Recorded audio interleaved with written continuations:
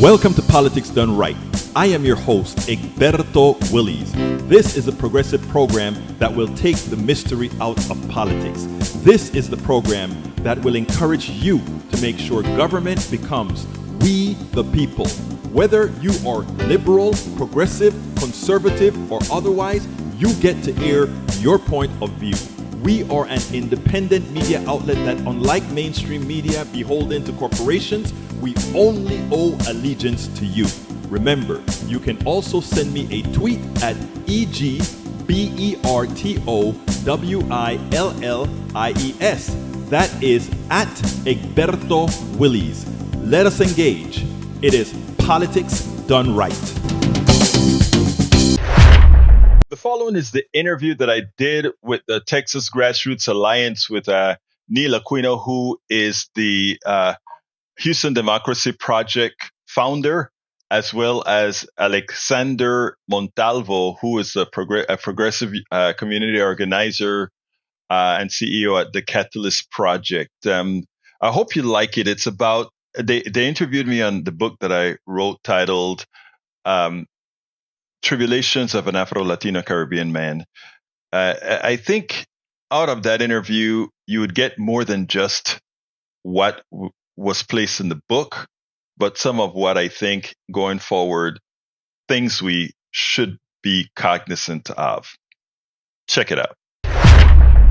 This is Texas Grassroots Alliance live stream, and I'm Neil Aquino with the Houston Democracy Project, Alexander Montalvo with the Texas Grassroots Alliance, Tarrant for Change. Our guest, Egberto Willies of the Politics Done Right broadcast in Houston, KPFT. But we're discussing today his book, Tribulations of an Afro-Latino Caribbean Man. Hello, Egberto. Thank you for having me, Neil, and thank you for giving me the opportunity to discuss my new book. You're always providing opportunity. Your show is extremely open, and your two shows always provide opportunity for activists, for grassroots folks, for rank and file folks. You even occasionally have an elected official on. We haven't stooped so low here at Texas Grassroots Alliance live stream, but maybe someday we'll take the plunge. Egberto, tell us who you are. Well, I'm Egberto Willies. I'm originally from Central America and Panama specifically. I came to the United States in the early 80s, late 70s to go to college. I did my stint out here as usual. I did all the things that I needed to do to get my degree. And what I did with that, people always see me with this smile and I'm always positive with everybody, etc. And some have the tendency to believe that what that means is that, well, I'm that special kind of black guy that doesn't have any issues. Sure. Well, I always tell people that no. Disposition have little to do with the tribulation one has to go through based on who they are. And I use the book as an opportunity to point that out for all sides, not just white folks or black folks or everybody in between, but to let folks know there are tribulations that we all go through. And the book is really meant for every single person to see what an individual can go through and how one can supersede that. And so, and you're juggling, so that the title, Tribulations of an Afro-Latino Caribbean Man, there's about 3 identities in that, right? Right. And you're an American citizen, so there's another identity. Citizen. Yeah, you see, I walk out of a car. I'm a black man. That's all anybody sees. If a cop stops me, I'm a black man, Right. So I suffer whatever grievances that pigmentation gives me. But then there are some issues also where I am a Latino.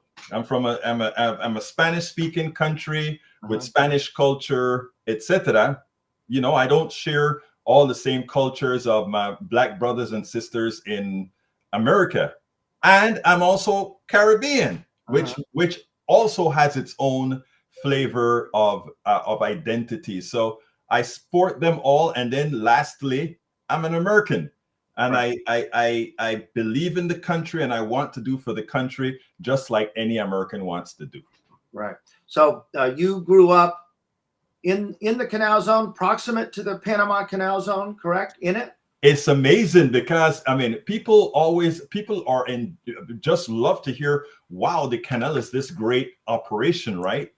When I was 5 years old, I could walk up a hill and look down and watch the ships go through something called the Culebra Cut, which is the biggest cut between mountains that was done for the Panama Canal, and watch the ships go through.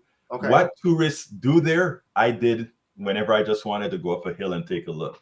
So okay. So John McCain, for example, was born in the Panama Canal zone. Yes. In as much as John McCain was born in the same exact hospital that I was born in, Right. Pocosolo, guess what? He had an American passport. I have a Panamanian passport. So did the law, why? If he was born on American soil and you were too, what was the law? What was the difference? The canal zone is actually wasn't American territory. It was leased to the Americans, just like they lease bases in Japan, or lease land in France and all these other places where we have bases.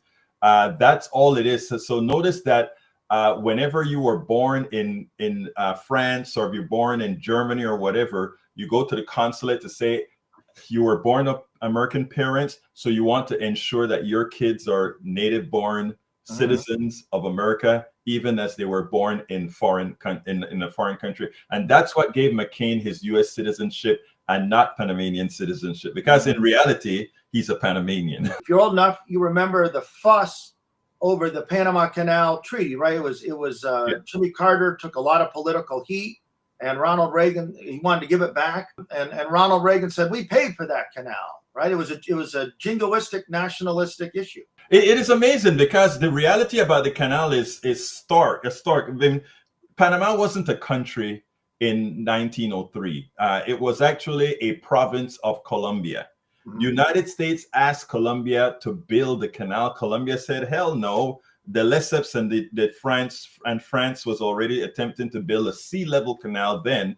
But then, the United States, remember, speak softly and carry a big stick. Right. The United States got some rebels in Panama to create a revolution, and to stop Colombia from enforcing their territory. They parked a battleship outside in Colón, the city that I'm from, right, to let Colombia know with no uncertain terms, Panama is a new country. United States recognized them immediately in 1903 and signed the treaty, the Panama Canal Treaty, in 1903 with people that weren't actually Panamanian. Did you interact with Americans? Was there a... Yes, I was born on the canal zone. My parents lived originally in Colón, and then when my father got a bigger job, he then moved into the canal zone.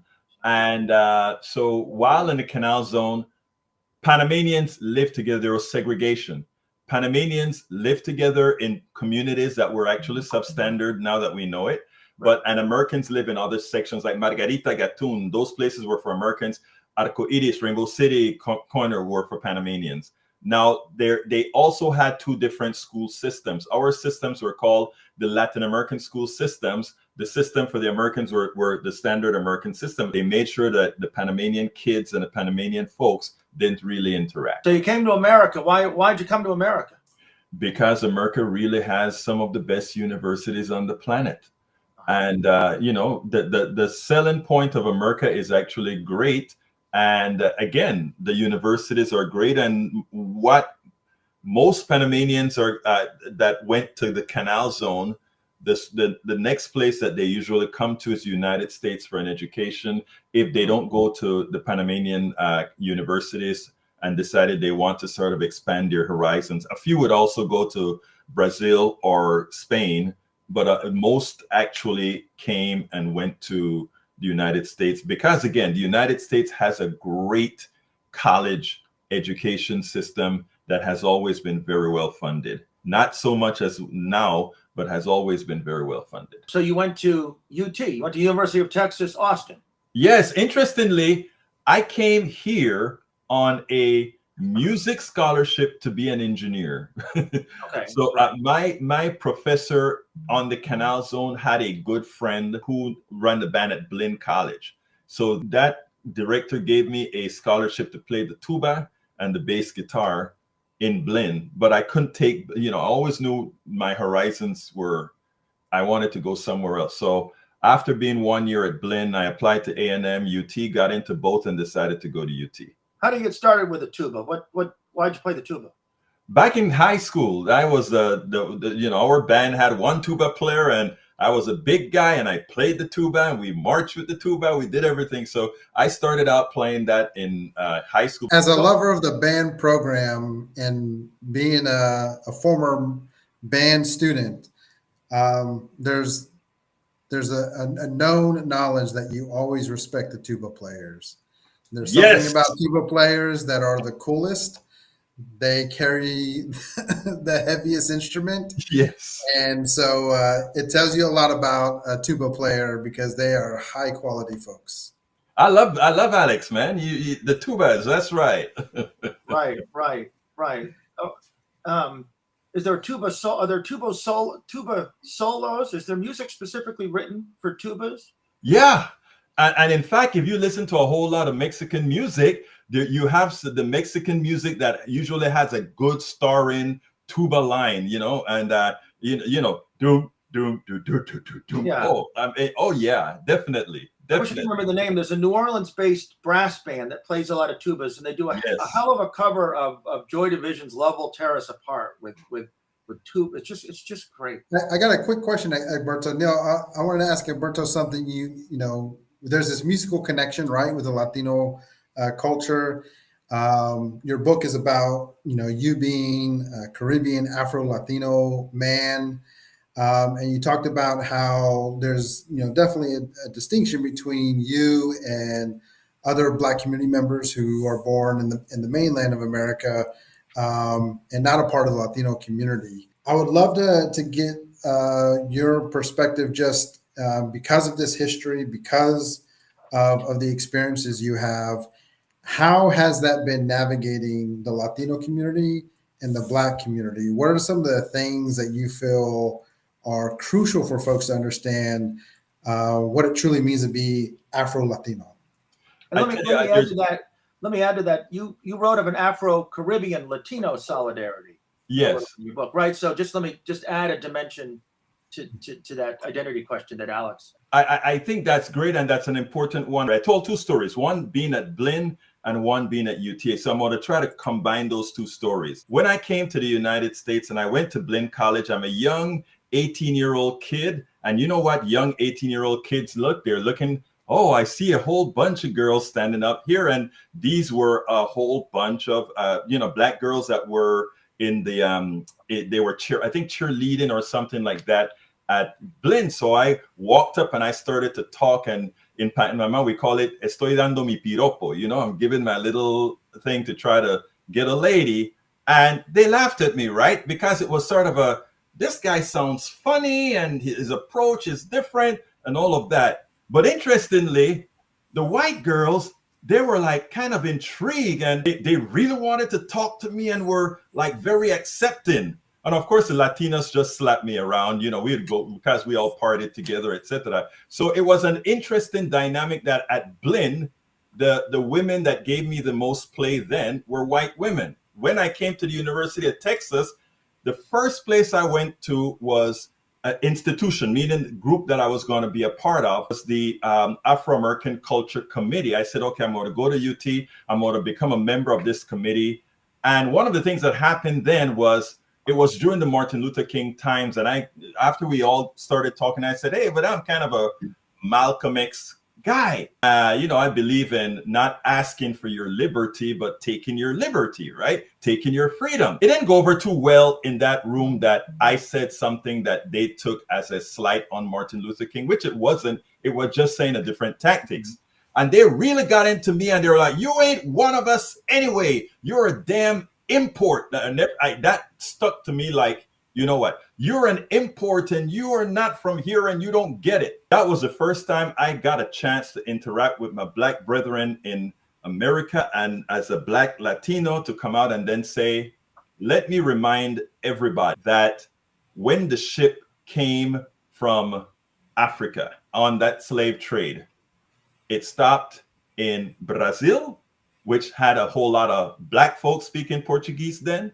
It stopped in Panama, and Costa Rica and all these other places where you had brothers speaking Spanish, and it stopped in the Caribbean with the British, where we spoke English, and it then came to the United States. Remember, they all picked us up from the same place.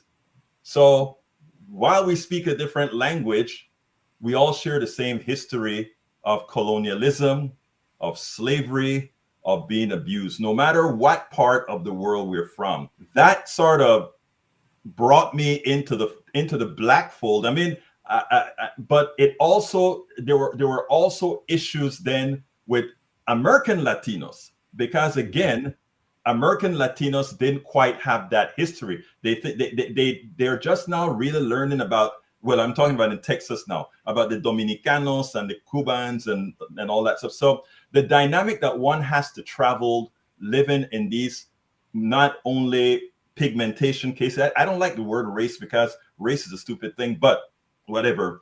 When you're living in this space, there is race that I don't like, but there's also ethnicity and culture, and they're by no means the same thing. And these are things that one has to navigate. And I've given the story about a Panamanian that I grew up with, not ever thinking that this guy had white skin. He came here and I was the only person he knows, and we were kin folks because we are both Panamanian. And then he discovered his whiteness when a fraternity invited him in. And the fear that he took when he saw me coming, and the phone calls that no longer occurred and all of that sort of stuff. So it's amazing the dynamics that happen. And when I talk about tribulations of what somebody with this ethnicity, this pigmentation and all of that goes through, it doesn't only cover blackness, it covers whiteness, and it covers what one known as Latinidad, right? The Latin issues that are also there, because they stuff Latinos in one box as if, okay, this is how Latinos behave. A Mexican Latino ain't a Cuban Latino, ain't a Dominican Latino, ain't a Puerto Rican Latino, ain't a Panamanian Latino. Right. And I think that's huge in terms of just the importance of this book that you wrote, that up front and center is talking about identity and talking about, the impact of what identity can do in terms of the experiences you have in life. And I think for a lot of diverse communities, because of colonialism, because of the structures that we navigate through, identity is something that folks are wrestling with all the time in diverse communities in America and in other parts of the world, right, where colonialism has been so impactful and detrimental. So I think it's so important, this topic that you are bringing up front and center, that we really need to normalize more and more the discovery and also just the conversation around identity, because there are so many unique attributes to what makes each of us who we are. And we're constantly trying to fight, this desire for acceptance, right? I mean, we want to be accepted, but we also want to be able to understand who we uniquely are. And how our history and our paths have crossed. So thanks so much for sharing those stories, Egberto, and just for this book in general, because a lot of times we hide from identity, or we feel shame in our identity, or we feel like we need to model certain things we see in order to validate our identity. And it's really important that we just continue to have a space for each other where we can have these conversations. And with grassroots organizers, we see this on the front lines all the time, talking in different communities. There's some assumptions you can make being on one part of town or another part of town, or being with one community culture or another. But really, when you get to know people, when you get to work with people, it really is about understanding the unique identity that we carry with ourselves and how we can help uplift each other in this work. So just appreciate that. Neil, I'm going to hand that off to you because I know you got some great additional questions, but thanks for that story and just for this work as a whole, Egberto. So you tell a story, you're walking down and some guys in a pickup call you the N-word, and but you felt you were certain it was directed at you, and you were with some other Latino folks, right? But Yeah. they were different pigment. Right. So what'd you think though? Had you been called that word in Panama? Would that happen? Interestingly, in Panama, that word was never used on me in Panama ever. But I tell you, in Latin culture, using the racial terms, I don't want to say come with a bit of endearment, but it has a different flavor. It's not mean like it is over here. Like we always talk about mi negra or mi negro or yo soy mi moreno or something like that. When we're talking about each other, like we kind of give different gradations to complexion, right? But really not in a very evil way. I'm not saying racism isn't there, but it has a different connotation when it comes in the Latin culture. But there, it was shocking when the guys shouted it out from the pickup truck. And I am sure because these were mostly very light-skinned or white Latinos that I was with, they hadn't a clue of what was actually going on. I think two of them, if I remember, they were from Argentina, Ecuador, and Guatemala. Those were the three countries of most of the people that I hung with at Blinn. And so that's where it came, that's when it did happen. And, they didn't have a clue, but I knew exactly what was going on, right? While I wasn't called that in Panama, I saw Shaft, Right. in Panama. What are some ways that you can buy the book? One link, politicsdoneright.com/books, not only gives you this particular new book that I have, but the other books that I've written. So it's a good place to pick up on getting the book. Of course, you also get to the site where we do our radio show, which of course you have been a mainstay on, Neil Aquino. He's a beloved member of the Politics Done Right family on KPFT every single Thursday, which I think he has his posse over there now. I appreciate the hospitality of you and the studio crew and the callers over there. You're done with college. What's next? Well, that is, and a lot of what I put in the book is, okay, after college is when real life begins, right? That's when you decide the employment that you're going to have. That's when you decide if you're going to be in business for yourself. That's what determines a whole lot of your life. And so a lot of the stories that I tell in the book are all the different things that occur after college. Yes, I had my tribulations in college.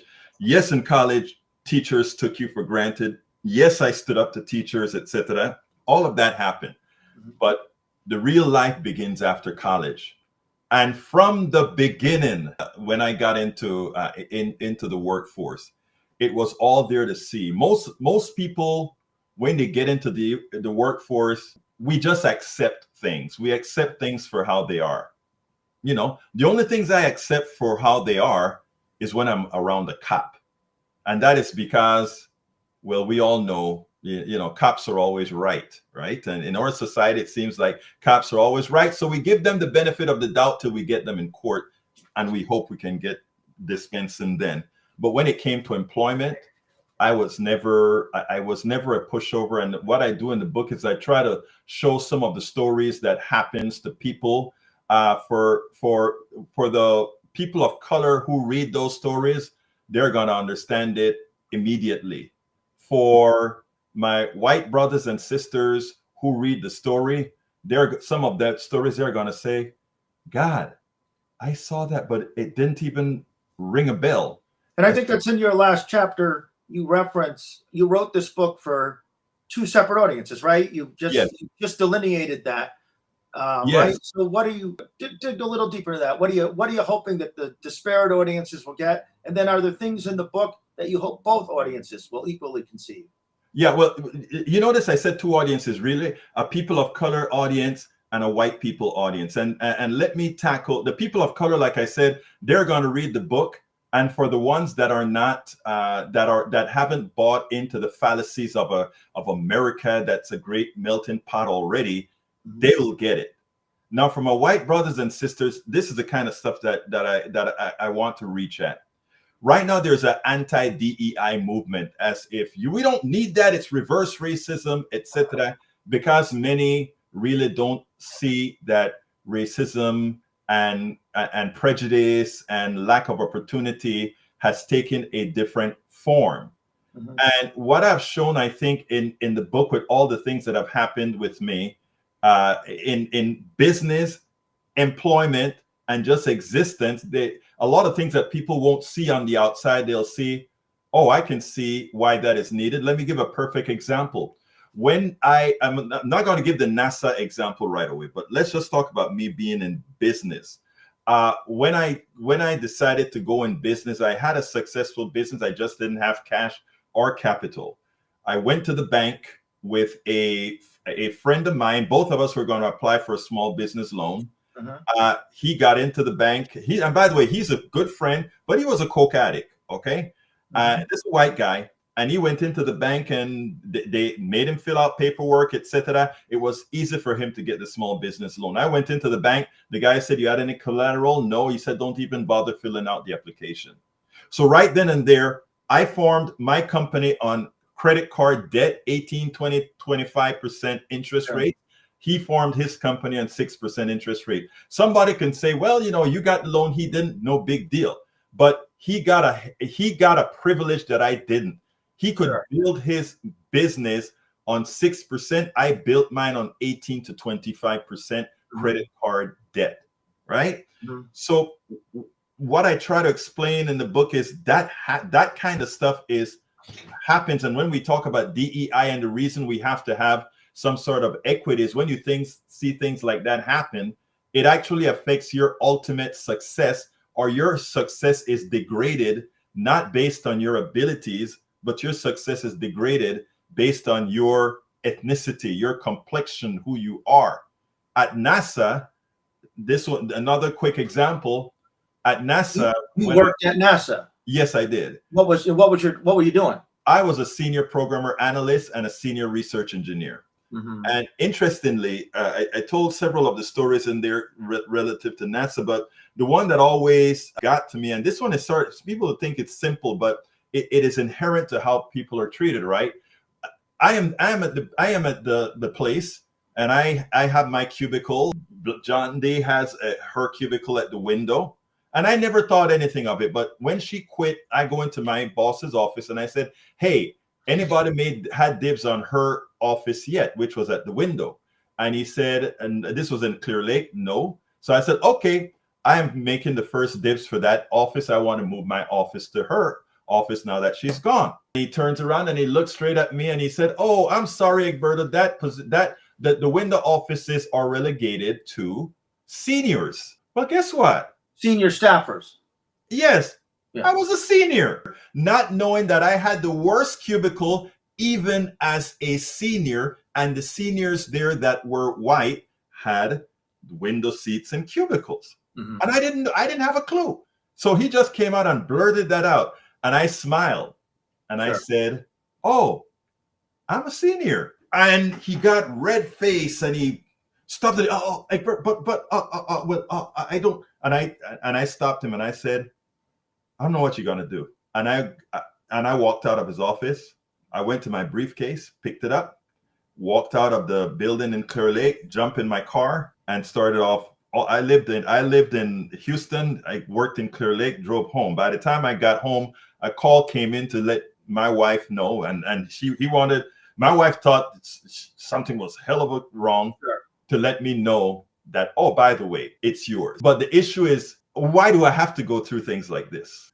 Right. So those types of things are a constancy, but it's a constancy in the lives of POCs right now. And even, look, there are good people out there that do the right thing, but too many of us are faced with the right thing not being done.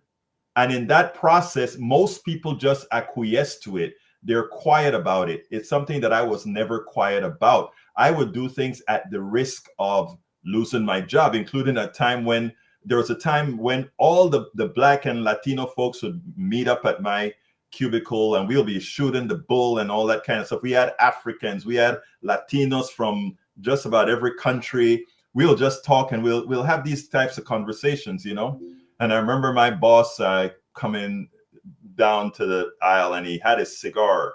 What the hell are you running here, Egberto? The damn NAACP? It is the things that you have to go through in these systems, and nobody talks about it because, well, You talk about it, what's going to happen. I was one of those crazies that I think I was too crazy for the 5 years I worked in corporate America. I think I was a bit too crazy to get fired because they didn't know what it meant. They really didn't know what it meant. Yeah. And I think it's important for folks to not only hear that kind of experience, Egberto, that this is a reality for so many people of color, but that white supremacy exists everywhere that we go. This myth, the destructive myth of white supremacy exists. And you're in a place, that's NASA, right? That people would think they're here to do the greatest things together. The best minds, the best ideas are going to win here. And yet we see the destructive myth of white supremacy. And I think it's important for folks to know, for grassroots organizers, this destructive myth also exists. And so when people are doing grassroots organizing, especially within a progressive, with a progressive perspective or the progressive outcome that's being desired, which, the best way to, I think for myself, this is the way I define progressive, is we want systemic change. There is systemic change that's needed in order for us to have the changes for community members, that can be over a spectrum of issues. But that when we're fighting for these things and when we're organizing for things, that destructive myth of white supremacy even exists there. It even exists in progressive spaces.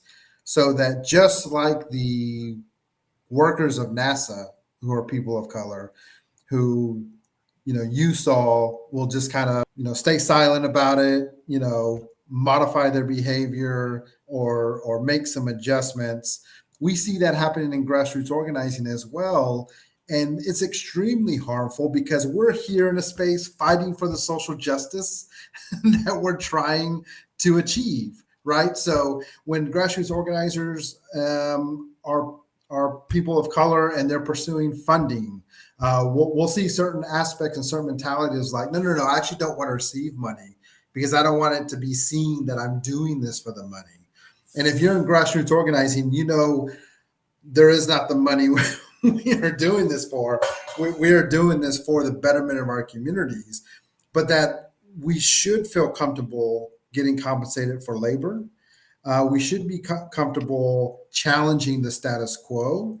And we see that destructive myth of white supremacy existing within this important work that we're doing, as you saw in your workplace, as I've seen in my previous workplaces. And it's so important for people to understand that I think when it comes to even like the political party space, why so many folks struggle to stay in that space or navigate it is because they are sidelining diverse voices in a number of ways that continues to have them put in a place where they're not getting the results that they want. They're not getting outcomes that they want. But it really, in order to get those outcomes, it's got to start with the organizing, the trust, the relationships, the community that's going to get us to a better future. And so I think that example for me is like touches right on a nerve of what we see day in and day out. And I'm curious to kind of, as you reflect on that experience in the book and reflect on this experience, here on the live stream, how do you still see that showing up in organizing spaces and the work that you're doing today? Oh, I mean, you touch on a very important thing when you talk about it. It even comes with contributors to grassroots organizations, right? I want to put this in the right context. I have in politics done right. I'm going to kind of shift a little bit, if you allow me this. That's your program. Yeah, that's my program, Politics Done Right, and it is well designed. It is connected using social media networks, and it's a complete turnkey thing, right? And the truth of the matter is, I'd love to expand that because as I told the group yesterday, we should have the mainstream media is not for us progressives because we don't fit the neoliberal profile. So it is something I would love to replicate by the hundreds. We'll have a lot of folks doing these things, and then we get that intersectionality of friend folks Right. doing that. Love to do that. Right. But all of that takes funding, right? And I find it interesting that people that don't have that entire picture, and by the way, when I talk about having the picture, I'm not only talking about having the picture of what I'd like to do, but having the picture of what I am doing. So it's actually effected already. The procedures is there, the interactions are already there. I have a small group of people that believe in what we're doing and do some support, but it doesn't near cover everything. If and based on what I know, people always talk about progressives being the way progressives are. We believe in inclusiveness and that sort of a thing. Sure. You would not imagine what percentage of my supporters are actually on the conservative domain as opposed to the progressive domain. And I see so many progressives out there, and I don't want to disparage this, but I want to say it in a form that says that, they do here and there stuff and they get easily funded, right? But somebody like my complete turnkey system fight like hell to first get respected, and second, trusted that they feel you deserve to have this. I hate to put it that way, but again, like I said, I keep the smile on. I don't lose the hope, but I do understand that much of the tribulations that I have, even in the activist world, isn't a conservative thing. It's a ethnicity thing. Mm-hmm. It's a POC thing. That if somebody had this type of operation, nobody would think twice in saying, wow, this is something we can build on. Because you've shown that with one person, you can have all these permutations going. Imagine if we could duplicate that. If it were done in another embodiment, I am very sure that it would be very well funded. But again, Tribulations of an Afro-Latino Caribbean Man, and the most important part, racism didn't stop my smile, hope, or journey forward. I'll continue the activism. I'll continue pushing the message. I'll continue making sure that we lift people up. We have great people like Neil Aquino and yourself doing the work and understanding the concepts and trying to push the concepts. And that's what we got to keep doing, irrespective of all the things. But one of the things I hope to do with this book is to let people see, look, when these things occur, first of all, for those who are doing it knowingly, hey, we get it. We understand where you're coming from. And with the hope also of enlightening those who don't realize that these things happen. Yeah, I will. Right. I'm glad to say that. And you moved to a neighborhood of Houston called Kingwood. What's Kingwood? Why'd you go there? Kingwood is a nice woody community that when I moved here in 97, I think, was pretty damn white. And it's part of Houston. Just to make sure, it's a part of Houston. It's one of those places where they don't necessarily want you to know that. Right. But it is. It is a part of Houston, and they raised hell when Houston annexed them because they wanted profit from the oil business that is centered in Houston, but they didn't want to be associated with those people. They're a bit too different. They're a bit too, well, you know what. Right. So they raised hell as they were annexed. But remember, there ain't no Kingwood without Houston.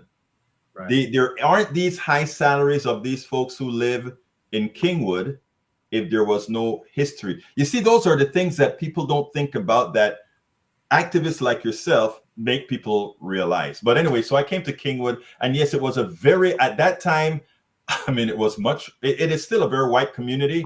It's not as much right now. I mean, it's not, it still is, but there are a lot of people of different ethnicities that are moving in, that have moved in since then. But one of the reasons that I moved here is not only that it was beautiful with the trees. I love the trees. You know, it was kind of green in the summer, like it is in Panama. Not as green, but kind of green. Right. And also the school system was very good. So I wanted my daughter here for that purpose. There was extensive flooding in Kingwood, wasn't there, for Harvey? Yes, and interestingly, in as much as Kingwood didn't want to be a part of Houston, Sylvester Turner, one of the first places he came was to Kingwood to make them whole. Do you think, you may not know, but do you think other neighborhoods in the city got an equal treatment? No, absolutely not.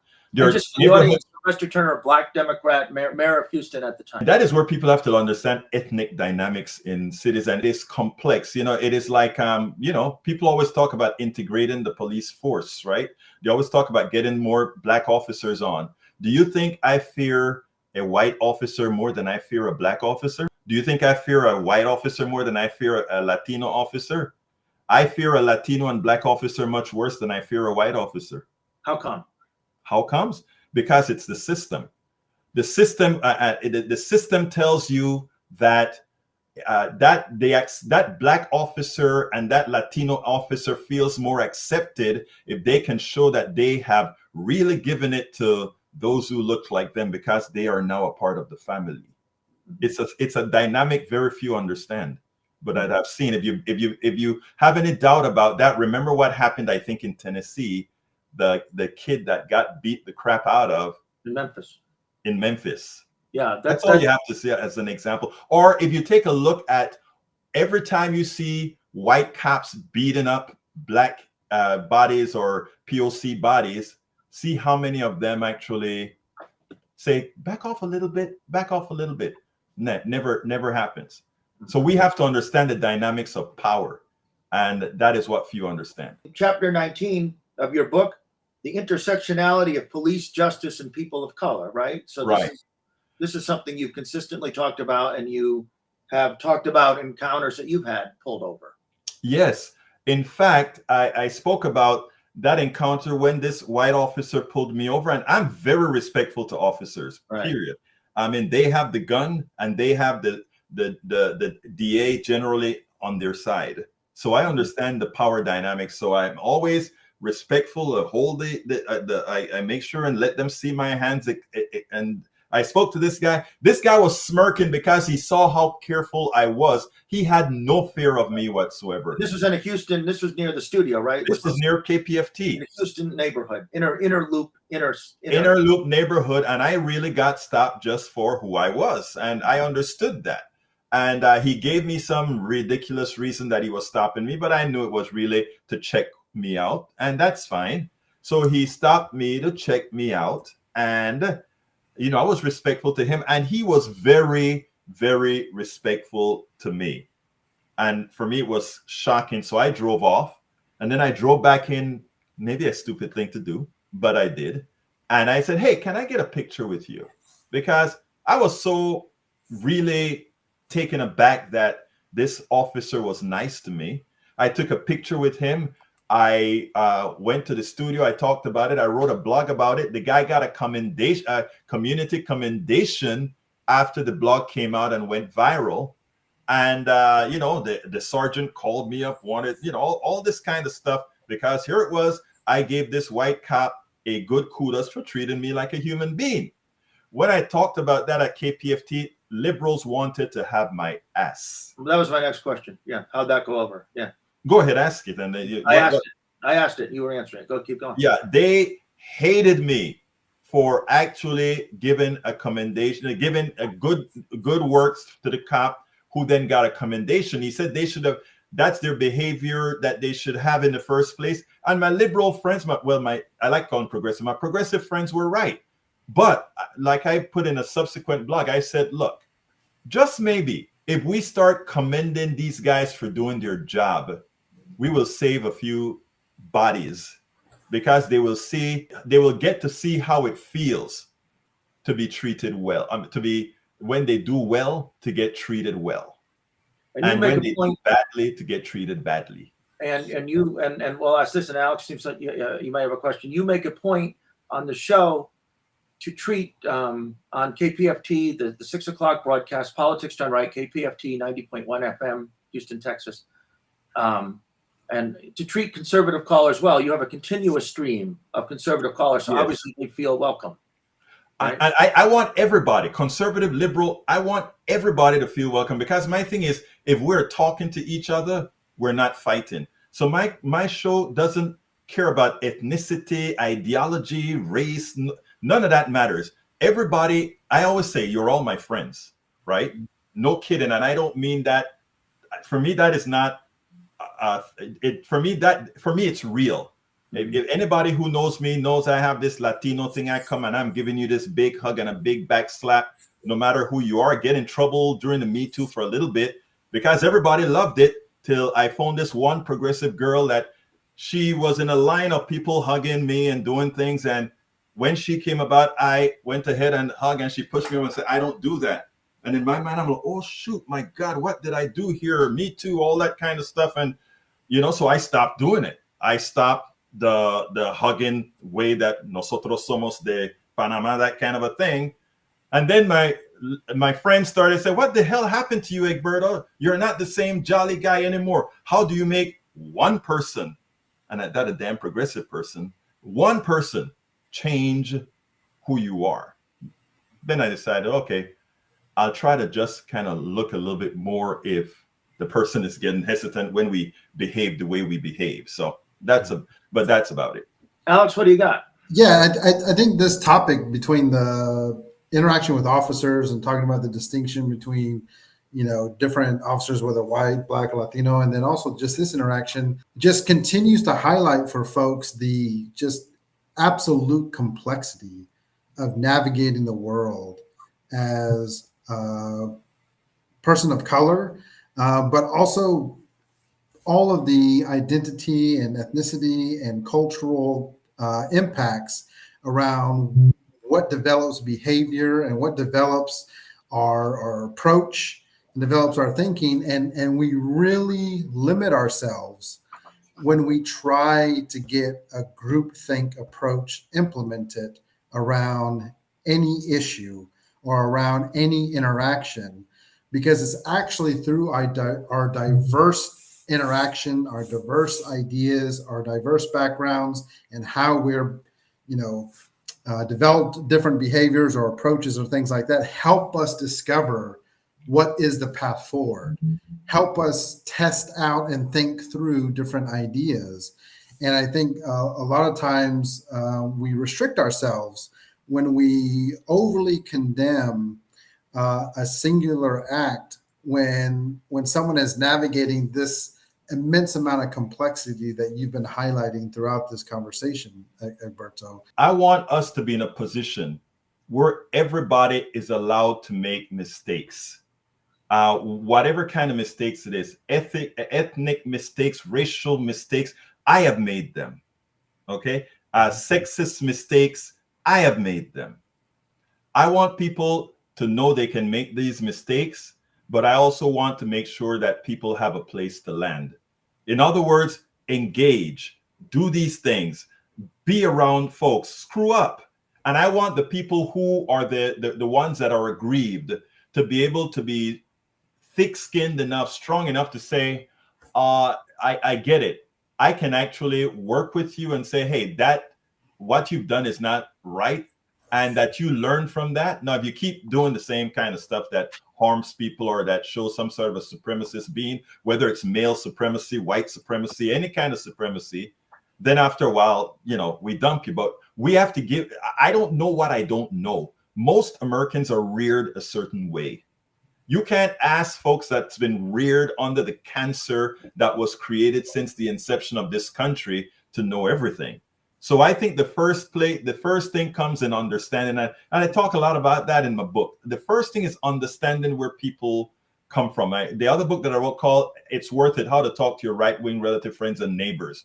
It's about, first of all, getting people to trust you. Secondly, after they trust you, giving them the reality that you accept that they'll make mistakes because you make mistakes yourself. And then the other thing is that they have a place to land. The white supremacist, the KKK person or whatever, many of them don't want to be there. They're there because that's their home. That's what they know. And if they felt like they had a place to land, that they could still have an existence outside of where they're comfortable, it'll open the doors, not for all, but some to come and join you. And in a democracy, that's all that we need. You took a turn to kind of a full-time activism. Yes. Why'd you do that? I was always a talker. In other words, I always was a radical. From people will tell you from being in high school. When I got to the University of Texas, I marched with the group that says, let's get the University of Texas divestiture out of the South African apartheid regime. Those are the kinds of things that I did. When I joined corporate America, I had to be quiet. It was difficult. I used to blog, and they weren't called blog then, they were called CompuServe. That's before your time, Alex. And it was CompuServe and all those different online bulletin boards and that kind of stuff, right? Yeah.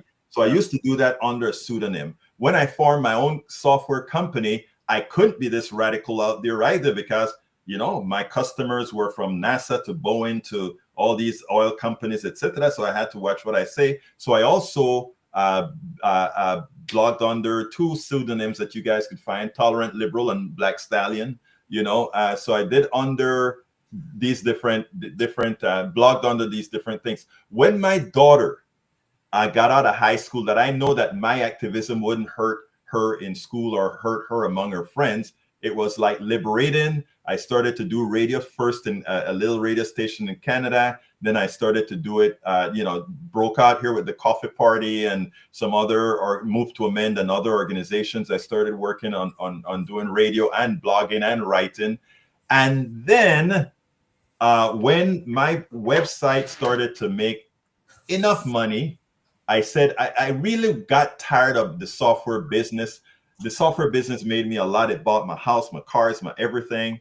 I even got to put away a few bucks that I all spent now because of 12 years of activism that hadn't paid. What happened is the following.